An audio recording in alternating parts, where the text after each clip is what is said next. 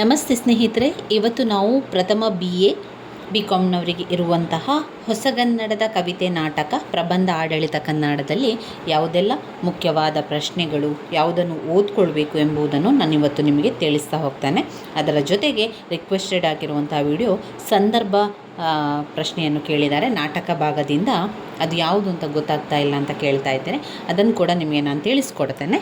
ಬನ್ನಿ, ಮೊದಲಿಗೆ ಹೊಸಗನ್ನಡದ ಕವಿತೆ ಮತ್ತು ನಾಟಕದ ಭಾಗದಲ್ಲಿ ನೀವು ಯಾವುದನ್ನು ಓದ್ಕೊಳ್ಬೇಕು ಅಂತ ನೀವು ಬಂದರೆ, ಈ ಒಂದು ಕವಿತೆಯ ಭಾಗದಿಂದ ನಮಗೆ ಪ್ರಶ್ನೆಗಳು ಎಷ್ಟು ಬರ್ತದೆ ಎನ್ನುವಂಥದ್ದನ್ನು ನಾನು ನಿಮಗೆ ಹಳೆಯ ಪ್ರಶ್ನೆ ಪತ್ರಿಕೆ ಈಗಾಗಲೇ ತೋರಿಸಿದ್ದೆ. ಯಾರೆಲ್ಲ ಹಳೆಯ ಪ್ರಶ್ನೆ ಪತ್ರಿಕೆಗಳನ್ನು ನೋಡ್ಕೊಳ್ಳಿಲ್ವೋ ನಿಮಗೆ ನಾನು ಒಮ್ಮೆ ಹಳೆಯ ಪ್ರಶ್ನೆ ಪತ್ರಿಕೆಯನ್ನು ತೋರಿಸ್ತೇನೆ.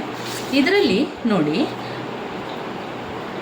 ವಿಭಾಗ ಎಯಲ್ಲಿ ಯಾವುದನ್ನು ಕೇಳ್ತಾರೆ? ಹೊಸಗನ್ನಡದ ಕವಿತೆಗಳು ಮತ್ತು ನಾಟಕ ಭಾಗದಿಂದ ಪ್ರಶ್ನೆಗಳು ಬರುವಂಥದ್ದು, ಸಂದರ್ಭ ಸಹಿತ ಪ್ರಶ್ನೆಗಳು. ಇದರಲ್ಲಿ ಯಾವುದಾದ್ರೂ ಒಂದನ್ನು ಬರೀಲಿಕ್ಕೆ, ಇದು ನಾಟಕ ಭಾಗದಿಂದ ಕೊಡ್ತಾರೆ, ಯಾವುದಾದ್ರೂ ಒಂದನ್ನು ಬರೀಲಿಕ್ಕೆ ಇರುವಂಥದ್ದು. ಹಾಗೆ ಇಲ್ಲಿ ಅರ್ಥಗಳನ್ನು ಬರೀಲಿಕ್ಕೆ ಇರುವಂಥದ್ದು, 8 ಪದಗಳಿಗೆ ಅರ್ಥವನ್ನು ಬರೀಬೇಕು. ಅದಾದ ನಂತರ ಸಂದರ್ಭ ಸ್ವಾರಸ್ಯದ ಪ್ರಶ್ನೆಗಳು ಬರುವಂಥದ್ದು. ಇಲ್ಲಿ ಬರುವಂಥದ್ದು ಕೂಡ ಹಾಗೆ ಈ ಒಂದು ಕವಿತೆ ಭಾಗ ಇದೆಯಲ್ಲ, ಹೊಸಗನ್ನಡದ ಕವಿತೆ ಹಾಗೆ ನಾಟಕ ಭಾಗವನ್ನು ಮಿಕ್ಸ್ ಮಾಡಿ ಅವರು ಕೊಡ್ತಾರೆ. ಅದಾದ ನಂತರ ವಿಭಾಗ ಬಿಯಲ್ಲೂ ಕೂಡ ನಮಗೆ ಹೊಸಗನ್ನಡದ ಕವಿತೆ ಮತ್ತು ನಾಟಕ ಭಾಗ ಇರೋದರಿಂದ ನಾವು ಮೊದಲು ತುಂಬಾ ಮುಖ್ಯವಾಗಿ ಇಂಪಾರ್ಟೆನ್ಸ್ ಕೊಡಬೇಕಾಗಿರುವಂಥದ್ದು ಹೊಸಗನ್ನಡದ ಕವಿತೆ ಮತ್ತು ನಾಟಕ ಭಾಗಕ್ಕೆ. ಆವಾಗ ನಿಮಗೆ ಪ್ರಶ್ನೆ ಬರ್ಬೋದು, ಪ್ರಬಂಧ ಮತ್ತು ಆಡಳಿತ ಕನ್ನಡವನ್ನು ಓದ್ಕೊಳ್ಬೇಕಾಗಿಲ್ವಾ ಅಂತ. ಓದ್ಕೊಳ್ಬೇಕು, ಇದು ಕೂಡ ಮುಖ್ಯವಾಗಿರುವಂಥದ್ದು. ಯಾಕಂದರೆ ವಿಭಾಗ ಸಿಯಲ್ಲಿ ನೋಡಿ, ವಿಭಾಗ ಸಿಯಲ್ಲಿ ಸಂಪೂರ್ಣವಾಗಿ ಪ್ರಬಂಧ ಮತ್ತು ಆಡಳಿತ ಕನ್ನಡ ಇರ್ತದೆ. ಆದ್ದರಿಂದ ಅದು ಕೂಡ ಓದ್ಕೊಳ್ಬೇಕು, ಇದು ಕೂಡ ಓದ್ಕೊಳ್ಬೇಕು. ಕನ್ನಡ ಅಂತ ಬಂದಾಗ ತುಂಬಾ ಓದ್ಕೊಳ್ಳಿಕ್ಕಿದೆ. ಅದರಿಂದ ನೀವು ಆರಂಭದಲ್ಲಿ ಇದನ್ನೇ ಓದ್ಕೊಳ್ಬೇಕು, ಇದರ ಪಾಯಿಂಟ್ಸನ್ನು ಮಾಡ್ಕೊಳ್ಬೇಕು. ಇದರಲ್ಲಿ ಯಾವ ರೀತಿ ಪಾಯಿಂಟ್ಸನ್ನು ಮಾಡ್ಕೊಳ್ಳೋದು ಅಂತ ನಿಮಗೆ ಪ್ರಶ್ನೆ ಬಂದಾಗ, ಕನ್ನಡ ಅಂತ ಬಂದಾಗ ಹೊಸಗನ್ನಡದ ಕವಿತೆ ಇರ್ಬೋದು, ನಾಟಕ ಇರ್ಬೋದು, ಪಾಯಿಂಟ್ಸ್ ಬುಕ್ಕಲ್ಲಿ ಅದರ ಹೆಸರನ್ನು ಬರೆದು ಆ ಲೇಖಕರ ಹೆಸರು ಬೇಕು. ಇಲ್ಲಿ ಲೇಖಕರ ಹೆಸರು ತುಂಬ ಇಂಪಾರ್ಟೆಂಟ್. ಯಾಕೆ ಅಂತ ಹೇಳಿದರೆ, ಸಂದರ್ಭ ಸ್ವಾರಸ್ಯ ಪ್ರಶ್ನೆಗೆ ಲೇಖಕರ ಹೆಸರನ್ನು ಕೂಡ ಬರೀಬೇಕು. ಆಗ ಮಾತ್ರ ನಿಮಗೆ ಅಲ್ಲಿ ಒಳ್ಳೆಯ ಅಂಕಗಳು ಸಿಗಲಿಕ್ಕೆ ಸಾಧ್ಯ ಆಗುವಂಥದ್ದು. ಆದ್ದರಿಂದ ನಿಮ್ಮ ಪಾಯಿಂಟ್ಸ್ ಬುಕ್ಕಲ್ಲಿ ಹುತ್ತರಿಯ ಹಾಡು ಅಂತ ಬರೆದು ಪಂದ್ಯ ಮಂಗೇಶರಾವ್ ಅಂತ ಬರೀಬೇಕು. ಅದಾದ ನಂತರ ಆ ಹುತ್ತರಿಯ ಹಾಡಿನೊಳಗೆ ಯಾವ ವಿಚಾರ ಇದೆ, ಯಾವ ವಿಚಾರದ ಬಗ್ಗೆ ಪಂದ್ಯ ಮಂಗೇಶರಾವ್ ನಮಗೆ ವಿವರಣೆಯನ್ನು ಕೊಟ್ಟಿದ್ದಾರೆ ಎನ್ನುವಂಥದ್ದು ಪುಟಾಣಿಯಾಗಿ ಒಂದು 4 ಸಾಲುಗಳಷ್ಟು ನಿಮಗೆ ಅರ್ಥವಾಗುವ ರೀತಿಯಲ್ಲಿ ಬರ್ಕೊಳ್ಳಿ. ಆ 4 ಸಾಲುಗಳನ್ನು ನೀವು 4 ಪುಟ ಆಗುವಷ್ಟು ಅಥವಾ 3 ಪುಟ ಆಗುವಷ್ಟಾದರೂ ಕೂಡ ಬರಿತಾ ಹೋಗಬೇಕಾಗ್ತದೆ. ಯಾವಾಗ ಅಂತ ಹೇಳಿದರೆ, ಸಂದರ್ಭ ಸಹಿತ ಪ್ರಶ್ನೆ ಎಲ್ಲ ಬಂದಾಗ ನೀವು 1 ಪುಟದಷ್ಟು ಬರೆದ್ರೆ ಸಾಕು. ಸಂದರ್ಭ ಸ್ವಾರಸ್ಯ ಅಂತ ಬಂದಾಗ ಅದಕ್ಕೆ ನೀವು ಅರ್ಧ ಪುಟದಷ್ಟು ಉತ್ತರವನ್ನು ಬರೆದ್ರೆ ಸಾಕು. ಯಾವಾಗ ನಮಗೆ ಪ್ರಶ್ನೋತ್ತರಗಳನ್ನು ಕೊಡ್ತಾರೆ ನೋಡಿ, ಅದು 10 ಅಂಕದ ಪ್ರಶ್ನೆ ಇರ್ತದೆ, ಅದಕ್ಕೆ ನೀವು 3 ಪುಟದಷ್ಟು ಉತ್ತರವನ್ನು ಬರಿಬೇಕು. ಇವಾಗ ಪ್ರಬಂಧ ಮತ್ತು ಆಡಳಿತ ಕನ್ನಡದಲ್ಲಿ ಏನು ಕೂಡ ಚಿಂತೆ ಇಲ್ಲ. ಯಾಕಂದರೆ ಇದರಲ್ಲಿ ಸಂದರ್ಭ ಸ್ವಾರಸ್ಯದ ಪ್ರಶ್ನೆ ಇಲ್ಲ, ಅರ್ಥದ ಪ್ರಶ್ನೆ ಇಲ್ಲ, ಯಾವುದೂ ಇಲ್ಲ. ಇಲ್ಲಿ ಅವರು ಪ್ರಶ್ನೆಯನ್ನು ಮಾತ್ರ ಕೇಳುವಂಥದ್ದು. ನೋಡಿ, ಪ್ರಬಂಧ ಮತ್ತು ಆಡಳಿತ ಕನ್ನಡ ನೋಡಿ, ಇದರಲ್ಲಿ ಪ್ರಶ್ನೆಗಳನ್ನಷ್ಟೇ ಕೊಡುವಂಥದ್ದು. 10 ಅಂಕದ ಪ್ರಶ್ನೆ, 5 ಅಂಕದ ಪ್ರಶ್ನೆ.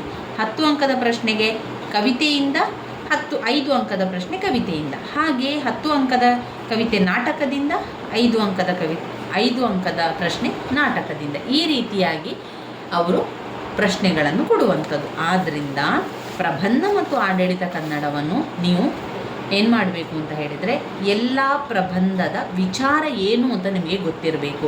ಈಗ ಮೈಸೂರು ರುಮಾಲು ಸೀತಾರಾಮಯ್ಯ ಅಂತ ಬರೆದು ಅದರಲ್ಲಿ ಸಂಪೂರ್ಣವಾಗಿ ತಲೆಗೆ ಕಟ್ಟಿಕೊಳ್ಳುವಂತಹ ಪೇಟದ ಬಗ್ಗೆ, ತಲೆಗೆ ಸುತ್ತಿಕೊಳ್ಳುವಂತಹ ಮುಂಡಾಸಿನ ಬಗ್ಗೆ ಇರುವಂಥದ್ದು. ಆ ಒಂದು ಮುಂಡಾಸು ಯಾವ ರೀತಿಯಲ್ಲಿರಬೇಕು, ಅದರ ಬಟ್ಟೆಯ ರೀತಿ ಯಾವ ರೀತಿ ಇರಬೇಕು, ಕಟ್ಟಲಿಕ್ಕೆ ಅದು ಎಷ್ಟು ಕಷ್ಟ ಇದೆ, ಅದನ್ನೆಲ್ಲ ಬರೆಯುವಂಥದ್ದು. ಅದೆಲ್ಲ ವಿಚಾರಗಳಿರೋದ್ರಿಂದ ಒಂದು 4 ಸಾಲು ನಿಮಗೆ ಅರ್ಥವಾಗುವ ರೀತಿಯಲ್ಲಿ ಅದನ್ನು ಬರ್ಕೊಳ್ಳಿ. ಆ ರೀತಿಯಾಗಿ ಬರ್ಕೊಂಡಾಗ ಮೈಸೂರು ರುಮಾಲಿನ ಬಗ್ಗೆ ನಿಮಗೆ ಗೊತ್ತಾಯಿತು. ಅದೇ ರೀತಿ ದಿವಾನಖಾನೆ ಅಂದ ಚಂದ ಅಂತ ಬಂದಾಗ ಕೂಡ ಆ ಒಂದು 4 ಸಾಲುಗಳನ್ನು ಬರೆಯಿರಿ. ಅಷ್ಟು ಬರೆದ್ರೆ ನಿಮಗೆ ಈ ಒಂದು ಯಾವುದೇ ಪ್ರಶ್ನೆಯನ್ನು ಕೊಟ್ಟರೂ ಕೂಡ, ಅವರು ಯಾವುದೇ ಪ್ರಶ್ನೆ ಕೊಟ್ಟರೂ ಕೂಡ ನಿಮಗೆ ಬರೀಲಿಕ್ಕೆ ಆಗ್ತದೆ. ಆ ಒಂದು 4 ಸಾಲುಗಳನ್ನು ಇಟ್ಟುಕೊಂಡು ನಿಮಗೆ 4 ಪುಟದಷ್ಟು ಬರೀಲಿಕ್ಕೆ ಏನೂ ತೊಂದರೆ ಆಗೋದಿಲ್ಲ. ಅದರ ವಿವರಣೆಯನ್ನು ನೀವು ಬರಿತಾ ಹೋಗುವಂಥದ್ದಷ್ಟೇ. ಅದಾದ ನಂತರ ಇಲ್ಲಿ ಅವರು ಇದು ಕೊಟ್ಟಿದ್ದಾರೆ ನೋಡಿ, ಆಡಳಿತ ಭಾಷೆಯಾಗಿ ಕನ್ನಡ. ಇದರಲ್ಲಿ ಕೂಡ ಹಾಗೆ ಕೆಲವೊಂದು ತುಂಬಾ ಇಂಪಾರ್ಟೆಂಟ್ ಆಗಿರುವಂಥ ಪ್ರಶ್ನೆಗಳಿದೆ. ಅದನ್ನಷ್ಟೇ ಓದ್ಕೊಂಡ್ರೆ ಅದನ್ನೇ ಅವರು ರಿಪೀಟ್ ಆಗಿ ಕೊಡ್ತಾ ಇರ್ತಾರೆ. ಆಡಳಿತ ಭಾಷೆಯಾಗಿ ಕನ್ನಡ ಬೆಳೆದು ಬಂದ ದಾರಿ ಒಂದು ಪ್ರಶ್ನೆ. ಆಡಳಿತ ಕನ್ನಡದ ಸ್ವರೂಪ ಲಕ್ಷಣಗಳು 2. ಇದರಲ್ಲಿ 2 ವೆರಿ ವೆರಿ ಇಂಪಾರ್ಟೆಂಟ್ ಆಗಿರುವಂಥದ್ದು. ಇದರಲ್ಲಿ ಒಂದು ಪ್ರಶ್ನೆ ಖಂಡಿತವಾಗಿ ಇದ್ದೇ ಇರುವಂಥ ಒಂದು ಪ್ರಶ್ನೆ ಅಂತಲೇ ಹೇಳ್ಬೋದು. 10 ಅಂಕದ್ದು. ಆಡಳಿತ ಭಾಷೆಯಾಗಿ ಕನ್ನಡ ಬೆಳೆದು ಬಂದ ದಾರಿ, ಆಡಳಿತ ಭಾಷೆಯ ಸ್ವರೂಪ ಲಕ್ಷಣಗಳು. ಅದಾದ ನಂತರ ಔಪಚಾರಿಕ ಪತ್ರ. ಔಪಚಾರಿಕ ಪತ್ರ ಕೂಡ 10 ಅಂಕಕ್ಕೆ. ಸುತ್ತೋಲೆಯನ್ನು 5 ಅಂಕಕ್ಕೆ ಕೇಳಿದ್ದಾರೆ. ಇನ್ನು ಅರ್ಜಿ ಎಂದರೇನು, ನಮೂನೆ ಅರ್ಜಿಯ ಬಗ್ಗೆ ತಿಳಿಸಲಿಕ್ಕೆ, ಅರ್ಜಿಯ ಮಾದರಿಗಳನ್ನು ತಿಳಿಸಲಿಕ್ಕೆ 10 ಅಂಕಕ್ಕೆ. ಲೇಖನ ಚಿಹ್ನೆಗಳನ್ನು 5 ಅಂಕಕ್ಕೆ ಪ್ರಶ್ನೆ ಬಂದಿದೆ.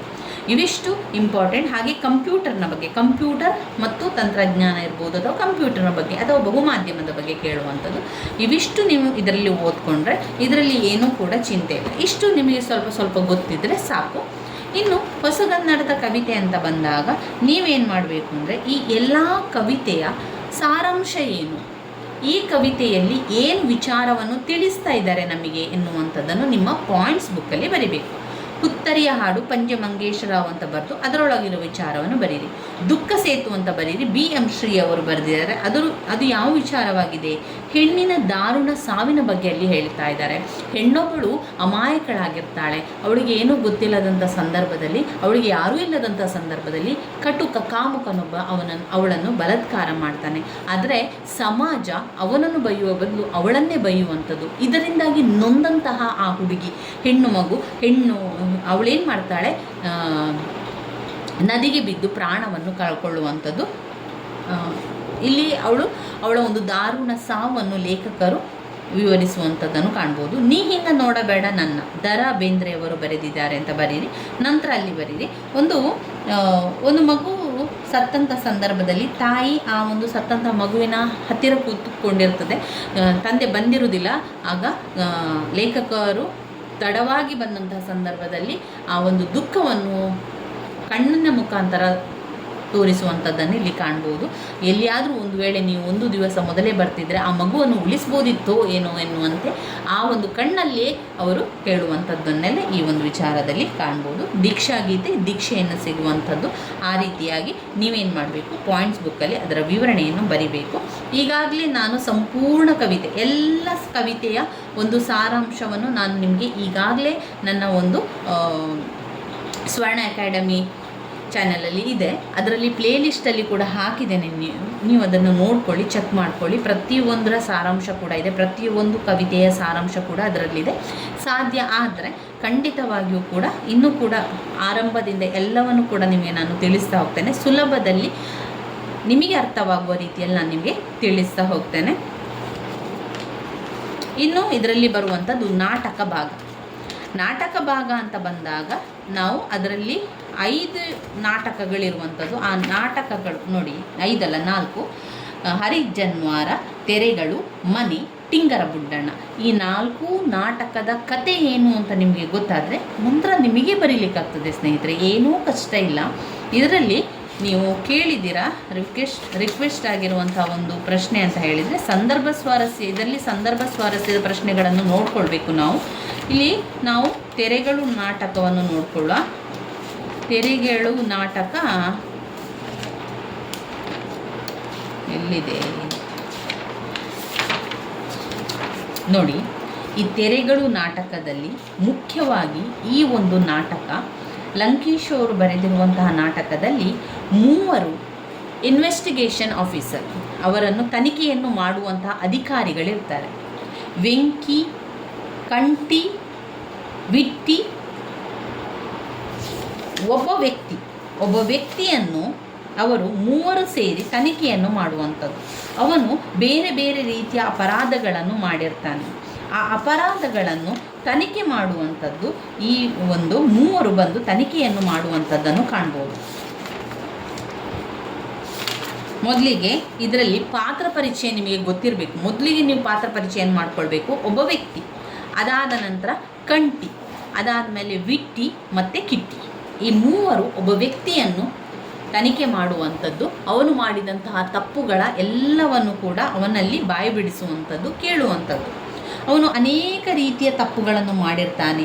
ಮೋಸಗಾರ, ವಂಚನೆ, ಇದು ಬೇರೆ ಬೇರೆ ರೀತಿಯ ಕೃತ್ಯಗಳನ್ನು ಮಾಡಿರ್ತಾನೆ. ಅವನು ತುಂಬಾ ತಪ್ಪುಗಳನ್ನು ಮಾಡಿದಂತಹ ವ್ಯಕ್ತಿಯನ್ನು ತೆರೆಯಲ್ಲಿ, ಅಂದರೆ ಈ ಒಂದು ನಾಟಕ, ತೆರೆ ಎನ್ನುವಂತಹ ನಾಟಕದಲ್ಲಿ ಅವನನ್ನು ತನಿಖೆ ಮಾಡುವಂಥದ್ದು. ಇಲ್ಲಿ ಬಂದಿರುವಂತಹ ಸಂದರ್ಭ ಸ್ವಾರಸ್ಯ ಪ್ರಶ್ನೆಗಳನ್ನು ನೀವು ಹೇಳಿರುವಂಥದ್ದು, ಒಂದು ಒಳ್ಳೆ ಹಂದಿ ಸಹವಾಸ ಆತು ಕಣೋ, ಸುತ್ತ ಸೌದೆ ಹಾಕಿ ಸುಟ್ಟು ಬಿಡೋಣ. ಈ ಒಂದು ಸಂದರ್ಭ ಸ್ವಾರಸ್ಯದ ಪ್ರಶ್ನೆಗಳನ್ನು ತೆರೆಗಳು ಎನ್ನುವಂತಹ ನಾಟಕದಿಂದ ಆಯ್ದುಕೊಳ್ಳಲಾಗಿದೆ. ತೆರೆಗಳು ನಾಟಕವನ್ನು ಬರೆದವರು ಪಿ ಲಂಕೇಶ್ ಅವರು ತೆರೆಗಳು ಎನ್ನುವಂತಹ ನಾಟಕವನ್ನು ಬರೆದಿದ್ದಾರೆ. ಈ ಒಂದು ಸಾಲುಗಳು ಅವರು ಏನು ಕೊಟ್ಟಿದ್ದಾರೆ, ಈಗ ಒಳ್ಳೆಯ ಹಂದಿ ಸಹವಾಸ ಆತು ಕಣೋ ಅಂತ ಬರೆದು ಈ ಸಾಲುಗಳನ್ನು ತೆರೆಗಳು ಎನ್ನುವಂತಹ ನಾಟಕದಿಂದ ಆಯ್ದುಕೊಳ್ಳಲಾಗಿದೆ. ತೆರೆಗಳು ನಾಟಕವನ್ನು ಬರೆದವರು ಪಿ ಲಂಕೇಶ್ ಅವರು. ಇಲ್ಲಿ ಈ ಒಂದು ನಾಟಕದಲ್ಲಿ ಒಬ್ಬ ವ್ಯಕ್ತಿಯನ್ನು ಕಂಟಿ, ವಿಟ್ಟಿ, ಕಿಟ್ಟಿ ಎನ್ನುವಂತಹ 3 ಜನ ತನಿಖಾಧಿಕಾರಿಗಳು ತನಿಖೆಯನ್ನು ಮಾಡುತ್ತಿರುತ್ತಾರೆ. ಅವನು ಮಾಡಿರುವಂತಹ ಅನೇಕ ನೀಚ ಕೆಲಸಗಳನ್ನು ನೋಡಿ ಅವರು ಬೇರೆ ಬೇರೆ ರೀತಿಯ ಪ್ರಶ್ನೆಗಳನ್ನು ಹಾಕ್ತಾನೆ ಹೋಗ್ತಾರೆ. ಅದರಲ್ಲಿ ಅವನು ಕೊಲೆ, ವ್ಯಭಿಚಾರ, ಮೋಸ, ವಂಚನೆ, ಅನ್ಯಾಯ, ಅನೇಕ ರೀತಿಯ ಕೆಲಸಗಳನ್ನು ಅವನು ಮಾಡಿರ್ತಾನಲ್ವ. ಆವಾಗ ಅವರಿಗೆ ಸಿಟ್ಟು ಬಂದು ಆ 3 ವ್ಯಕ್ತಿಗಳು ಕೂಡ ಕಂಟಿ, ಕಿಟ್ಟಿ ಮತ್ತು ವಿಟ್ಟಿ ಎನ್ನುವಂಥ 3 ಜನ ತನಿಖಾಧಿಕಾರಿಗಳು ಕೂಡ ಅವರಿಗೆ ಆ ರೀತಿಯ ಒಂದು ಜನರನ್ನು ನೋಡಿ ಆಗ ಅವರಿಗೆ ಅನ್ನಿಸ್ತದೆ, ಯಾಕಂದರೆ ಒಂದು ಹಂದಿ ಯಾವ ರೀತಿ ಕೊಚ್ಚೆಯಲ್ಲಿ ಬಿದ್ದಿರ್ತದೋ ಅದೇ ರೀತಿಯಲ್ಲಿ ಈ ವ್ಯಕ್ತಿಯನ್ನು ಹೇಳುವಂತೆ ಒಳ್ಳೆಯ ಹಂದಿ ಸಹವಾಸ ಆತು ಕಣೋ, ಒಳ್ಳೆಯ ಹಂದಿಯ ಸಹವಾಸ ಮಾಡಿದಂತೆ ಆಯ್ತಲ್ಲ ಅಂತ ಅವರು ಇಲ್ಲಿ ಹೇಳುವಂಥದ್ದು. ಅಷ್ಟೇ ಅಲ್ಲದೆ ಸುತ್ತ ಸೌದೆ ಹಾಕಿ ಸುಟ್ಟು ಬಿಡೋಣ. ಅವರಿಗೆ ತುಂಬಾ ಸಿಟ್ಟು ಬಂದಿರ್ತದೆ ಆ ಒಬ್ಬ ವ್ಯಕ್ತಿಯಲ್ಲಿ. ಅಂದರೆ ಅವನು ಯಾವ ರೀತಿ ತಪ್ಪಿಸ್ಕೊಳ್ತಾ ಇರ್ತಾನೆ ಅಂದರೆ, ಅವನು ಕೊನೆಗಾಗಿ ಹೇಳ್ತಾನೆ, ನನ್ನನ್ನು ಕ್ಷಮಿಸುವುದಿಲ್ವಾ, ನನಗೆ ಶಿಕ್ಷೆಯನ್ನು ಕಡಿಮೆ ಮಾಡೋದಿಲ್ವಾ ಅಂತ. ಅವನು ಅದೆಷ್ಟು ಮೋಸ ಮಾಡಿರ್ತಾನೆ, ಅದೆಷ್ಟು ಕೊಲೆ, ವ್ಯಭಿಚಾರ, ಅನಾಚಾರ, ವಂಚನೆಗಳನ್ನು ಮಾಡಿರ್ತಾನೆ. ಇಷ್ಟೆಲ್ಲ ಮಾಡಿದ ನಂತರ ಅವನು ನನ್ನನ್ನು ಕ್ಷಮಿಸಿ, ನನ್ನನ್ನು ನೇಣುಕಂಬಕ್ಕೆ ಹಾಕಬೇಡಿ ಅಂತ ಕೇಳ್ತಾ ಇದ್ದಾರೆ. ಅವಾಗ ಅವರಿಗೆ ಸಿಟ್ಟು ಬರ್ತದೆ. ಅವರು ಹೇಳ್ತಾರೆ, ಇವನನ್ನು ಸುತ್ತ ಸೌದೆಯನ್ನು ಹಾಕಿ ಸುಟ್ಟು ಬಿಡೋಣ, ಇಲ್ಲಿ ಅವನನ್ನು ಸುಟ್ಟು ಬಿಡೋಣ, ಯಾಕಂದರೆ ಅವನು ಅಷ್ಟು ಅನ್ಯಾಯ ಮಾಡಿದ್ದಾನೆ, ಅಷ್ಟು ಅನಾಚಾರ ಮಾಡಿದ್ದಾನೆ, ಅಷ್ಟು ವಂಚನೆ, ವ್ಯಭಿಚಾರ, ಕೊಲೆ ಎಲ್ಲ ಮಾಡಿದ್ದಾನೆ, ಅವನನ್ನು ಅಲ್ಲೇ ಸೌದೆ ಹಾಕಿ ಸುಟ್ಟು ಬಿಡೋಣ ಅಂತ ಹೇಳುವಂಥದ್ದು. ಇಲ್ಲಿ ಅವರು ಕೊಟ್ಟಿರುವಂತಹ ನಾಟಕದಲ್ಲಿ ಎಲ್ಲಿಯೂ ಕೂಡ ಆ ಒಂದು ವಿಚಾರ ಸಿಗ್ತಾ ಇಲ್ಲ. ಆದರೆ ನಾವೇ ಒಂದು ಯೋಚನೆ ಮಾಡಿಕೊಂಡು ಇಲ್ಲಿ ಅವರು ಹೇಳುವಂತಹ ಒಂದು ವಿಶ್ಲೇಷಣೆ ಆಗಿರ್ಬೋದು, ಅವನನ್ನು ಒಂದು ವಿಚಾರಣೆ ಮಾಡುವಂತಹ ರೀತಿಯಲ್ಲಿ ನಮಗೆ ಅದು ಈ ರೀತಿಯಾಗಿ ಅಂತ ನಾವು ಬರಿತಾ ಹೋಗುವಂಥದ್ದು. ಇಲ್ಲಿ ಮುಖ್ಯವಾಗಿ ನಿಮಗೆ ಸಂದರ್ಭ ಸ್ವಾರಸ್ಯದ ಪ್ರಶ್ನೆ ಮತ್ತು ಸಂದರ್ಭ ಸಹಿತ ಪ್ರಶ್ನೆ ಬಂದಾಗ ನೀವೇನು ಮಾಡಿ ಅಂದರೆ, ಒಂದು ವೇಳೆ ಅವರು ಕೊಟ್ಟಿರುವಂಥ ಯಾವುದೇ ಸಾಲುಗಳು, ಅವರು ಕೊಟ್ಟಿರುವಂಥ ಯಾವುದೇ ಪದ್ಯಗಳು ನಿಮಗೆ ಗೊತ್ತಿಲ್ಲ ಅಂತ ಅಂದರೆ ನೀವೇನು ಮಾಡಬೇಕು ಅಂತ ಹೇಳಿದ್ರೆ, ಬಿಟ್ಟು ಬರಬೇಡಿ. ಯಾವುದೇ ಪ್ರಶ್ನೆಗೆ ಉತ್ತರವನ್ನು ಬಿಟ್ಟು ಬರಬೇಡಿ ಸ್ನೇಹಿತರೆ. ನೀವೇನು ಮಾಡಬೇಕು ಅಂದರೆ, ಸಂದರ್ಭ ಸಹಿತ ಸಂದರ್ಭ ಸ್ವಾರಸ್ಯದಲ್ಲಿ ಪಾಠದ, ನಾಟಕದ, ಕವಿತೆಯ ಹೆಸರನ್ನು ಬರೆದು ಕವಿತೆಯ ಲೇಖಕರ ಹೆಸರನ್ನು ಬರೀಬೇಕು. ಒಂದು ವೇಳೆ ನಿಮಗೆ ಆ ಕವಿತೆ ನೆನಪಾದರೆ ಕವಿತೆಯ ಹೆಸರು ಬರೆದು ಬರೆದಿರುವಂಥ ಲೇಖಕರ ಹೆಸರನ್ನು ಕೂಡ ಬರ್ಕೊಳ್ಳಿ. ಒಂದು ವೇಳೆ ಅದೂ ಕೂಡ ನಿಮಗೆ ನೆನಪಾಗಲಿಲ್ಲ ಅಂತ ಆದರೆ ಆ ಒಂದು ಪದ್ಯ ನೋಡಿದಾಗ ನಿಮಗೆ ಗೊತ್ತಾಗ್ತದೆ. ನಾಟಕ ಅಂತ ಬಂದಾಗ ಇದರಲ್ಲಿ ಗೊತ್ತಾಗ್ತದಲ್ವ ನಿಮಗೆ. ನಾಟಕ ಅಂದರೆ ಸಾಲನ್ನು ಕೊಟ್ಟಿರ್ತಾರೆ, ಪದ್ಯ ಅಂತ ಹೇಳಿದರೆ ಈ ರೀತಿಯ ಒಂದು ಪದ್ಯದ ಸಾಲುಗಳನ್ನು ಕೊಟ್ಟಿರ್ತಾರೆ. ಆಗ ನಾವು ಬರಿಬೇಕು, ಈ ಒಂದು ಕವಿತೆಯನ್ನು ಹೊಸಗನ್ನಡದ, ಈ ಒಂದು ಸಾಲನ್ನು ಹೊಸಗನ್ನಡದ ಕವಿತೆಯಿಂದ ಆರಿಸಿಕೊಳ್ಳಲಾಗಿದೆ. ಹೊಸಗನ್ನಡದ ಕವಿತೆಯಲ್ಲಿ ಮುಖ್ಯವಾಗಿ ಈ ಒಂದು ಕವಿತೆಯನ್ನು ಬೇರೆ ಬೇರೆ ವಿಚಾರಗಳಲ್ಲಿ ನಮಗೆ ಅವರು ತಿಳಿಸ್ತಾ ಇದ್ದಾರೆ ಅಂತ ಒಂದು ಬರೀರಿ. ತಪ್ಪಾಗಿ ಲೇಖಕರ ಹೆಸರನ್ನು ಬರೀಬೇಡಿ. ನಂತರ ಅವರು ಕೊಟ್ಟ ಸಾಲುಗಳನ್ನು ನಿಮ್ಮ ಒಂದು ಅಂದಾಜಿಯ ಮೇರೆಗೆ ನಿಮಗೆ ಗೊತ್ತಿರುವ ರೀತಿಯಲ್ಲಿ ಆ ಒಂದು ಸಾಲುಗಳನ್ನು ನೋಡಿಕೊಂಡು ಸಣ್ಣದಾಗಿ ವಿವರಣೆಯನ್ನು ಕೊಡಿ. ಯಾಕಂದರೆ ಇಲ್ಲಿ ಒಂದು ಪ್ರಶ್ನೆಗೆ 4 ಅಂಕಗಳಿರೋದ್ರಿಂದ ಅರ್ಧ ಪುಟದಷ್ಟು ನೀವು ಇಲ್ಲಿ 4 ಅಂಕ ಅಂತ ಹೇಳಿದರೆ ಒಂದು ಅರ್ಧ ಪುಟದಷ್ಟು ಬರುವ ತನಕ ಬರೀರಿ. ಅರ್ಧ ಪುಟದಷ್ಟು. ಇಲ್ಲಿ 2 ಅಂಕದ ಪ್ರಶ್ನೆ, ಸಂದರ್ಭ ಸ್ವಾರಸ್ಯದ 2 ಪ್ರಶ್ನೆಗೆ ಇದು 1/4 ಪುಟ ಆಗುವಷ್ಟಾದರೂ ಕೂಡ ಬರೀಬೇಕು ನೀವು. ಅದು ನೀವು ಬರಿತಾ ಅದರಲ್ಲಿ 1 ಪುಟ ಆಗ್ತದೆ. ಅಂದರೆ ಒಂದು ಉತ್ತರ ಪತ್ರಿಕೆ ಅಂತ ಇದ್ದರೆ 1 ಪುಟ ಆಗುವಷ್ಟು 4 ಅಂಕಕ್ಕೆ ಬರೆಯಿರಿ. ನಂತರ ಅರ್ಧ ಪುಟದಷ್ಟು ಸಂದರ್ಭ ಸ್ವರಕ್ಕೆ ಬರೀರಿ. ಸಂದರ್ಭ ಸ್ವರಕ್ಕೆ ಕೂಡ ಹಾಗೆ ಆ ಕವಿತೆಯ ಹೆಸರು ಬರಿಬೇಕು, ಕವಿತೆಯ ಲೇಖಕರ ಹೆಸರು ಕೂಡ ಬರಿಬೇಕು. ಇಲ್ಲಿ ಕೂಡ ಹಾಗೆ ನೀವು ನೋಡ್ತಾ ಇರಬೇಕಾದ್ರೆ ಕೆಲವೊಂದನ್ನು ನೀವು ಓದ್ಕೊಂಡಿರುವಂಥ ಸಾಲುಗಳೇ ಅಲ್ಲಿರ್ತದೆ, ಅದನ್ನು ನೋಡಿಕೊಂಡು ಬರೀರಿ. ಇನ್ನು ಪ್ರಶ್ನೆಗಳನ್ನು ಬರೆಯುವಾಗ ನೀವು ಏನು ಸಾರಾಂಶವನ್ನು ಕಲ್ತಿದ್ದೀರೋ ಅದೇ ಸಾರಾಂಶವನ್ನು ಬರಿತಾ ಹೋಗುವಂಥದ್ದು. ಅವರು ಯಾವುದೇ ರೀತಿಯ ಪ್ರಶ್ನೆಯನ್ನು ಕೇಳಲಿ, ನೀವು ಆ ಒಂದು ಕವಿತೆಯಲ್ಲಿ, ಆ ಒಂದು ನಾಟಕದಲ್ಲಿ ಏನೆಲ್ಲ ಕಲ್ತುಕೊಂಡಿದ್ದೀರಾ, ಆ ನಾಟಕದ ಬಗ್ಗೆ ಏನು ತಿಳ್ಕೊಂಡಿದ್ದೀರಾ ಅದನ್ನೇ ಬರಿತಾ ಹೋಗುವಂಥದ್ದು. ಆದರೆ ತುಂಬ ಚಿಂತೆ ಮಾಡ್ಕೊಳ್ಬೇಡಿ, ತುಂಬ ಇದೆ, ಇಷ್ಟೊಂದಿದೆ, ಹೇಗೆ ಓದ್ಕೊಳ್ಳೋದು ಅಂತ ಯೋಚನೆ ಮಾಡಬೇಡಿ. ನಾನು ಇದರ ಸಂಪೂರ್ಣ ವಿಡಿಯೋವನ್ನು ಮಾಡಿದ್ದೇನೆ, ಸಾರಾಂಶವನ್ನು ಕೂಡ ಕೊಟ್ಟಿದ್ದೇನೆ. ಆ ವಿಡಿಯೋವನ್ನೆಲ್ಲ ಹಾಕಿ ಕೇಳಿಕೊಳ್ಳಿ. ನಿಮಗೆ ಸಮಯಾವಕಾಶ ಇಲ್ಲ ಅಂತಾದರೆ ನಿಮ್ಮ ಒಂದು ಕೆಲಸದ ಸಮಯದಲ್ಲಿ ಅಥವಾ ನೀವು ಬೇರೆ ಕೆಲಸ ಮಾಡ್ತಾ ಇದ್ದೀರಿ ಅಂತಾದರೆ ಆ ಒಂದು ವಿಡಿಯೋವನ್ನು ಕೇಳಿಕೊಳ್ಳಿ. ಓದಬೇಕು ಅಂತ ಇಲ್ಲ, ಈಗ ಕನ್ನಡದಲ್ಲಿ ಓದಬೇಕು ಅಂತ ಇಲ್ಲ, ನೀವು ಅದರಲ್ಲಿ ಬಂದಿರುವಂಥ ಸಾರಾಂಶವನ್ನು ಒಮ್ಮೆ ನಿಮಗೆ ಅರ್ಥ ಆದರೆ ಸಾಕು, ನಂತರ ನಿಮಗೆ ಬರಿತಾ ಹೋಗಲಿಕ್ಕೆ ಸಾಧ್ಯ ಆಗ್ತದೆ. ಹಾಗೆ ಇದರಲ್ಲಿರುವಂಥ ಅರ್ಥಗಳನ್ನು ಕೂಡ ನಾನು ಆ ಒಂದು ವಿಡಿಯೋವನ್ನು ಮಾಡಿ ಹಾಕಿದ್ದೇನೆ. ಅರ್ಥಗಳು ಬಿಮ್ಮನೆ, ಬಿಕ್ಕ, ಈ ರೀತಿ ಅರ್ಥಗಳನ್ನು ಹಾಕಿದ್ದೇನೆ. ಅದನ್ನು 2-3 ಬಾರಿ ಕೇಳಿಕೊಳ್ಳಿ. ನೀವು ಕೂಡ ಅದನ್ನು ಬಾಯಲ್ಲಿ ಹೇಳ್ಕೊಳ್ಳಿ. ಇನ್ನು ಸಂಜೆಯ ವೇಳೆ ನಿಮಗೆ ಕೆಲಸ ಮುಗಿಸಿ ಬಂದ ನಂತರ ನಿಮ್ಮ ಮನೆ ಕೆಲಸಗಳ ಜೊತೆಗೆ ನೀವು ಈ ಒಂದು ವಿಡಿಯೋವನ್ನು ಕೇಳ್ತಾ ಇರಿ. ಪ್ಲೇ ಲಿಸ್ಟಲ್ಲಿದೆ, ನೋಡ್ಕೊಳ್ಳಿ. ಅದರಲ್ಲಿ ಎಲ್ಲ ಒಂದು ಪ್ರಬಂಧ, ಎಲ್ಲ ಆಡಳಿತ ಕನ್ನಡ ಎಲ್ಲವನ್ನು ಕೂಡ ನಾನು ವಿಡಿಯೋ ಮಾಡಿದ್ದೇನೆ. ಅದರಲ್ಲಿ ಬರುವಂತಹ ಪಾಯಿಂಟ್ಸ್ಗಳನ್ನು ನಿಮ್ಮ ಪಾಯಿಂಟ್ಸ್ ಬುಕ್ಕಲ್ಲಿ ಬರೀರಿ. ಒಂದು 10 ನಿಮಿಷಗಳ ಕಾಲದಕ್ಕೆ ಸಮಯವನ್ನು ಕೊಡಿ ಸ್ನೇಹಿತರೆ. ಇನ್ನು ಕೆಲವೇ ಸಮಯಗಳಿರೋದ್ರಿಂದ ಪರೀಕ್ಷೆಗೆ ಇನ್ನು 1 ತಿಂಗಳು ಅಥವಾ 2 ತಿಂಗಳೊಳಗೆ ಪರೀಕ್ಷೆಗಳು ಇರ್ತದೆ. ಅದರಿಂದ ನೀವೇನು ಮಾಡಿ ಅಂದರೆ, ನೀವು ಕೇಳಿರುವಂಥದ್ದು ಒಮ್ಮೆ ಕೇಳಿ. ಈಗ ಉದಾಹರಣೆಗೆ ಮೈಸೂರು ರುಮಾಲು ಎನ್ನುವಂಥ ಪ್ರಬಂಧ ನಾನೀಗ ಸಂಪೂರ್ಣ ವಿಡಿಯೋವನ್ನು ಮಾಡಿದ್ದೇನೆ. ಅದನ್ನು ನೀವು ಕೇಳಿ. ಒಮ್ಮೆ ಸಂಪೂರ್ಣ ಕೇಳಿದ ನಂತರ ನೀವೇನು ಮಾಡಬೇಕು ಅಂದರೆ, ನಿಮಗೆ ಏನು ಅರ್ಥ ಆಯಿತು, ನೀವು ಕೇಳಿರೋದ್ರಲ್ಲಿ ನಾನು ಹೇಳಿರುವಂಥದ್ದಲ್ಲಿ ನಿಮಗೆ ಏನು ಅರ್ಥ ಆಯಿತು ಅದನ್ನಷ್ಟೇ ಪಾಯಿಂಟ್ಸ್ ಬುಕ್ಕಲ್ಲಿ ಬರೀರಿ. ಬೇರೆಯವರಿಗೆ ಯಾವ ರೀತಿ ಅರ್ಥ ಆಯಿತು ಅನ್ನೋಂಥದ್ದಲ್ಲ, ನಿಮಗೆ ಏನು ಅರ್ಥ ಆಯಿತು ಎನ್ನುವಂಥದ್ದನ್ನು ಬರೀರಿ. ಮೈಸೂರು ರುಮಾಲು, ವಿ ಸೀತಾರಾಮಯ್ಯ ಅಂತ ಹೆಸರು ಬರೀರಿ. ನಂತರ ನೀವೇನು ಕೇಳ್ಕೊಂಡಿದ್ದೀರ ಕಿವಿಯಲ್ಲಿ, ಈಗ ಒಂದು 10 ನಿಮಿಷ ಆ ಒಂದು ವಿಡಿಯೋವನ್ನು ನೀವು ಕೇಳಿದ್ದೀರಿ ಅಂತಾದರೆ ನೀವು ಅದರ ಬಗ್ಗೆ ಏನು ಅರ್ಥ ಮಾಡ್ಕೊಂಡಿದ್ದೀರಿ ಆ ಅರ್ಥವನ್ನಷ್ಟೇ ಬರೀರಿ. ಪಾಯಿಂಟ್ಸ್ ರೂಪದಲ್ಲಿ ಕೂಡ ಬರೀಬೋದು, ನಿಮ್ಮ ಒಂದು ವಿಚಾರ ರೀತಿಯಲ್ಲಿ ಕೂಡ ಬರೀತಾ ಹೋಗ್ಬೋದು. ಇದೇ ರೀತಿ ದಿವಾನ ಖಾನೆ ಅಂದ ಚಂದವನ್ನು ಬರೆಯಿರಿ, ನಿದ್ರಾಭ್ಯಾಸದ ಬಗ್ಗೆ ಬರೆಯಿರಿ, ವಿರಾಟ ಪರ್ವ, ನಮ್ಮ ಮನೆಯ ದೀಪ, ನನ್ನ ಟೋಪಿ, ರುಚಿ, ಈ ರೀತಿಯಾಗಿ ಬರೆದು ಅದರಲ್ಲಿ ನೀವು ಕೇಳಿರುವಂಥ ಅರ್ಥ, ನೀವು ಕೇಳಿಕೊಂಡಿರುವಂಥ ವಿಚಾರವನ್ನು ಬರೀರಿ ಅಷ್ಟೇ. ಇವಾಗ ನೀವು ಈ ರೀತಿಯಾಗಿ ಪಾಯಿಂಟ್ಸ್ ಬುಕ್ಕಲ್ಲಿ ಮಾಡಿಕೊಂಡ್ರೆ ಮುಂದಿನ ದಿನಗಳಲ್ಲಿ, ಈಗ ಪರೀಕ್ಷೆ ಸಮಯದಲ್ಲಿ, ಪರೀಕ್ಷೆ ಹಿಂದಿನ ದಿವಸ ನೀವು ಆ ಪಾಯಿಂಟ್ಸ್ ಬುಕ್ಕನ್ನು ಮಾತ್ರ ಓದ್ಕೊಂಡು ಹೋದರೆ ಸಾಕಾಗ್ತದೆ. ನಿಮಗೆ ಎಲ್ಲವನ್ನು ಕೂಡ ಬರೀಲಿಕ್ಕೆ ಆಗ್ತದೆ. ನನಗೆ ಬರೀಲಿಕ್ಕೆ ಸಾಧ್ಯ ಎನ್ನುವಂತಹ ಒಂದು ನಂಬಿಕೆ ನಿಮ್ಮಲ್ಲಿರಬೇಕು. ನಾನು ಓದ್ಕೊಳ್ತೇನೆ, ನಾನು ಓದಿದ್ದನ್ನೆಲ್ಲ ಕೂಡ ಬರಿತೇನೆ ಎನ್ನುವಂಥ ನಂಬಿಕೆ ನಿಮ್ಮಲ್ಲಿರಬೇಕು. ಪ್ರತಿಯೊಬ್ಬರೂ ಕೂಡ ಪಾಸ್ ಆಗ್ತೀರಾ. ಎಲ್ಲವನ್ನು ಕೂಡ ಬರೆದು ಬರಬೇಕು. ನೀವು ಪರೀಕ್ಷೆಗೆ ಬರಿಬೇಕಾದ್ರೆ ಬಿಟ್ಟು ಬರಬೇಡಿ. ಯಾವುದೇ ಪ್ರಶ್ನೆ ಕೂಡ ಬಂದರೂ ಕೂಡ ನಿಮಗೆ ಒಂದು ವೇಳೆ ಸ್ವಲ್ಪ ನಿಮಗೆ ಗೊತ್ತಿಲ್ಲ ಅಂತಾದರೂ ಪರವಾಗಿಲ್ಲ, ನಿಮಗೆ ಏನು ನೀವು ಕೇಳಿರ್ತೀರ ಅದರ ಬಗ್ಗೆ ಅದನ್ನಾದರೂ ಕೂಡ ಬರೆದು ಬನ್ನಿ. ಇವಿಷ್ಟು ನಾನು ಹೇಳುವಂಥದ್ದು. ಇಂಗ್ಲೀಷ್ ಆಗಿರ್ಬೋದು, ಕನ್ನಡ ಆಗಿರ್ಬೋದು, ಸಮಾಜ ವಿಜ್ಞಾನ ಯಾವುದು ಕೂಡ ಆಗಿರ್ಬೋದು, ಬಿಟ್ಟು ಬರಬೇಡಿ. ಎಲ್ಲ ಪ್ರಶ್ನೆಗೂ ಕೂಡ ಉತ್ತರವನ್ನು ಬರೆದು ಬನ್ನಿ.